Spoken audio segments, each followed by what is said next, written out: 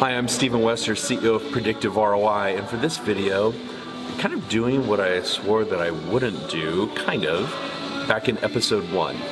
In episode 1, I said that I would never record a video of me running through an airport and so forth, illustrating like how busy I was, and because I think a lot of times when we see that kind of stuff, there's a lot of marketing hyperbole and whatnot. But obviously I'm sitting in a hotel lobby right now, and I want to give you the reason why as the basis of this week's episode. Because I think that there is a lesson here, and that is how to get it all done. Like how to create weekly cornerstone content when I know you have a very compressed schedule. I mean, you're running a business. That takes a lot of time. You're trying to be a great mom, a great dad. It takes a lot of time. You're trying to be a great leader for your teammates. You're trying to invest in the culture, in their ongoing education, in your own ongoing education. You might be donating time and volunteering, within your community. That's awesome. And so how in the world then do you have the time to create a weekly podcast episode or a YouTube series or whatever, becoming this thought leader and taking your thought leadership to a completely different level in order to build your core business? And so my suggestion to you, and what I've learned over the last, several years of doing this, but really even the last month or two of having now this YouTube series on top of our Onward Nation podcast, on top of our blog, on top of some of the article contributions, is I've had to kind of get over the fact of, the situation's not always going to be awesome. The lighting's not always going to be perfect. I'm not always going to be in my office where I can kind of control the sound a little bit better.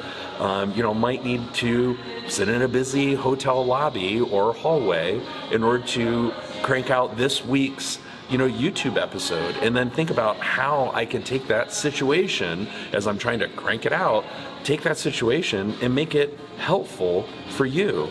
And so the question that I want to address is, or maybe what I want to help you get over, is the obstacle that I was putting in my own path, and that is, I just don't have the time. I don't want to sit in a busy hotel lobby or hallway with a camera, staring into it, feeling goofy, feeling silly. And so because my schedule's dynamic and I'm running through airports and I'm in hotels and conference rooms and meetings and phone calls and all of that stuff, I just don't have the time to be able to get it done. When in reality, what I have found is that there are little pockets of time.